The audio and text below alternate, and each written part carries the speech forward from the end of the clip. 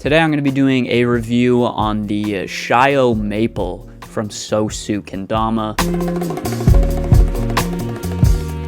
I had this kendama recently sent to me. If you guys haven't seen the unboxing, go check that out. I also did get sent a birch ken as well. This birch ken only right here. I'm not really going to be going over this in today's video because, to be honest, I haven't been able to find a tama that is light enough to pair up with this ken. This thing is extremely light, so we're not going to be covering this. We're just going to be focusing on this complete maple setup here. Now I'll just talk a little bit about some of the specs of this kendama first. It comes in at $66 Canadian on their website. They have a couple different colorways. This is the white and purple one. It's available in the 2023 sticky, which is what I have, but it's also available in the anti-skid rubber. It's a maple tama, maple ken, and like I said earlier, it's in the SHIO shape. I'm just going to talk quickly about the overall shape of this kendama. It's a pretty unique shape with a pretty bulky and bottom heavy kind of sword here. The overall shape of the ring is pretty unique as well. You can see how it kind of goes out and then it cuts back in for that handle stall.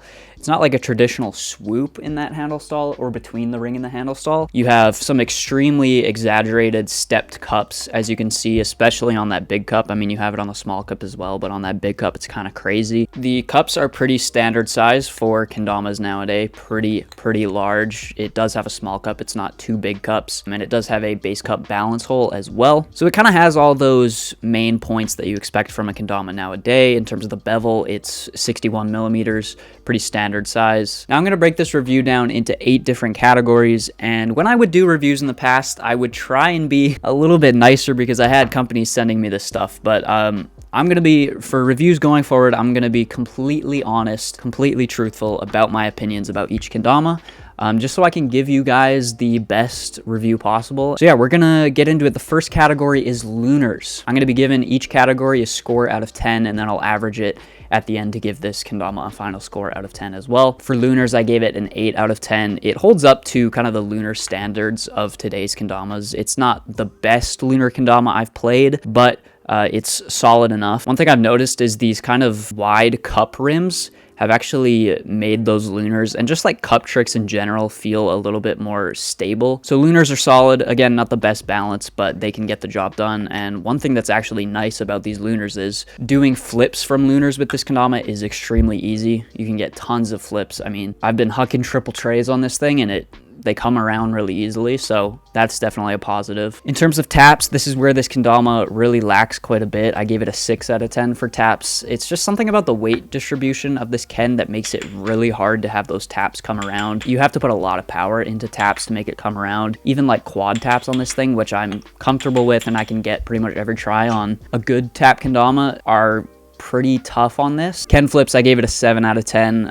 The thick lower half of the sword allows, like I said, those flips to come around really nice to catch them. You're catching a lot of weight there and there's a lot to grab onto as you catch those ken flips, but for some reason it is kind of hard to actually huck a bunch of flips, which kind of goes hand in hand with those taps that I was talking about earlier. In terms of the stalls, I gave it a 6 out of 10. I don't think the stepped cups actually help that much for stalls. Like wings weren't that great. Those step cups more so feel like a way to just kind of get rid of some of the weight in the cups, and I feel like that does help with slings, which I'll talk about later. It's also just the fact that this is a maple on maple setup, so not great for stalls. Ideally, you would want a beach tama and a beach ken. That's like the best you can get for stalls. The ring and handle do actually kind of lock in nicely, which is kind of a surprise, but it works pretty well. I imagine if I just put like a beach tama on this, it would be a lot better. For slings, this is actually, I think, what this kendama does probably the best. I gave it a 9 out of 10 for slings. I think that thin area underneath the cups on the sword there is kind of really what helps with those slings.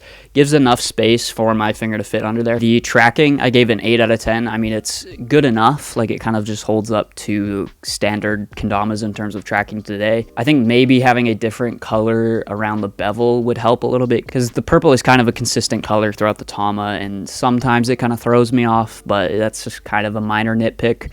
The logo burn inside the bevel actually surprisingly does help. I thought maybe that was just going to be more of a gimmick type thing, but that helps with tracking as well. So tracking is, again, good enough. And in terms of the paint, this is another area where this Kendama really excels. I believe this is the standard new kind of sticky clear that a lot of companies are using. And honestly, it's one of the best sticky clears I've ever played. It has kind of a softness to it that reminds me of cushion clear, but also enough stick to it that allows those lunars and lighthouses to smack. It also has this nice translucent look to the paint that allows that maple grain of the Tama to kind of peek through. It also has enough like adjustment room, enough wiggle room to adjust lighthouses and lunars. But overall, it has a soft feeling and it has more of a grip than a stick. But it's a really interesting paint. It's held up really well. It's stayed sticky. And then the final category here, overall feel, I gave it an 8 out of 10.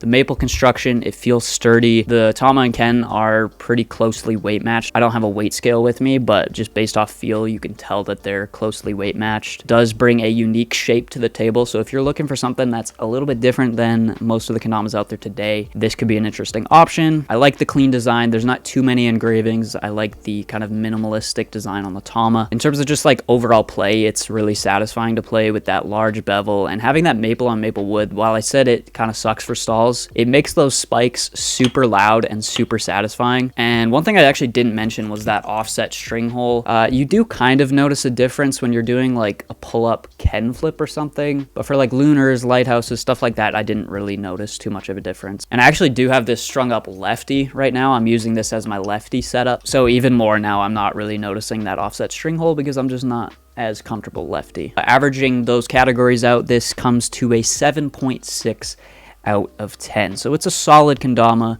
It's not the best thing I've ever played. I'm not completely sure if it's worth that $66. Like I said, it does bring that unique shape. It has a unique look to it. And it does feel good to sesh. Like, I had fun playing this, of course, but I don't think I would really go for bangers on this thing. In terms of like tap bangers, I'm not really going to be using this thing. It doesn't necessarily fit my play style, and it does have some glaring weak points, but then it has some great positives as well. Yeah, those are my thoughts on the Sosu Kendama full maple setup. I'll leave a link in the description down below to their website so you can go check out the shape. Maybe pick one up if you're interested. Yeah, again, thank you to Sosu Kendama for sending this out. Again, with these reviews in the future, if I do more reviews, I really want to make these more like opinionated than I have in the past. When I do reviews in the past, I try to be a little bit more nice, but I really want to be truthful and really honest, even if that means that I'm not being super nice all the time. So yeah, those are my thoughts. Let me know your thoughts down below. Make sure to leave a like, make sure to subscribe, and I'll see you guys in the next video. Peace out.